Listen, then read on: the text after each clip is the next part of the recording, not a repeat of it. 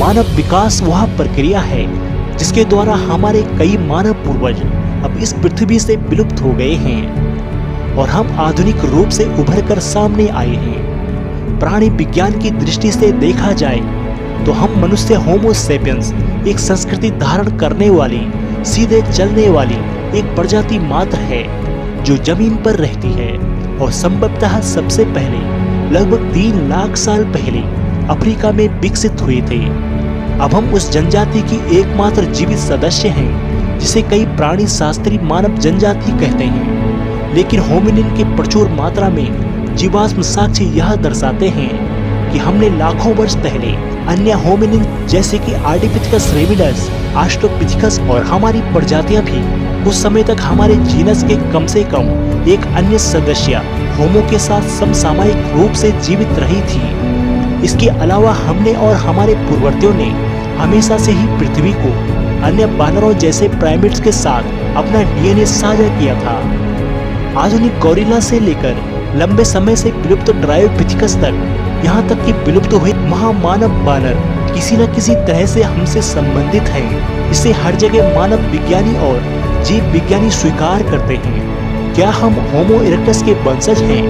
यह अनुमान लगाया जाता है कि आधुनिक मनुष्य लगभग 2 लाख वर्ष पहले होमो इरेक्टस से विकसित हुआ था। यह इस तथ्य के कारण है कि होमो इरेक्टस होमोनिन्स के पहले सदस्य थे।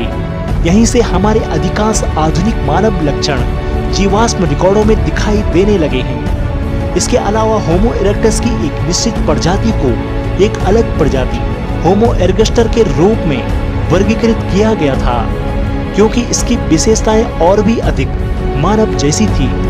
बावजूद इसके कई वैज्ञानिक अभी तक होमो सेपियंस को होमो इरेक्टस का वंशज मानते हैं। मानव विज्ञान के कई अध्ययनों से पता चलता है कि आदि मानव को जलवायु में होने वाले बदलावों के कारण अफ्रीका छोड़कर यूरेशिया की ओर बढ़ना पड़ा था।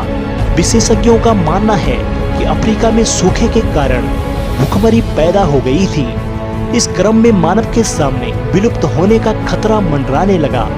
ऐसे में उसने अपने जीवन को बचाने के लिए दुनिया के दूसरे हिस्सों को खोजने का प्रयास शुरू कर दिया, जिसके कारण मनुष्य अफ्रीका से बाहर चले गए। होमो सेपियंस मानव की वह प्रजाति है जिससे सभी आधुनिक मानव जुड़े हुए हैं। होमो सेपियंस जीनस होमो में वर्गीकृत कई प्रजातियों में से एक है।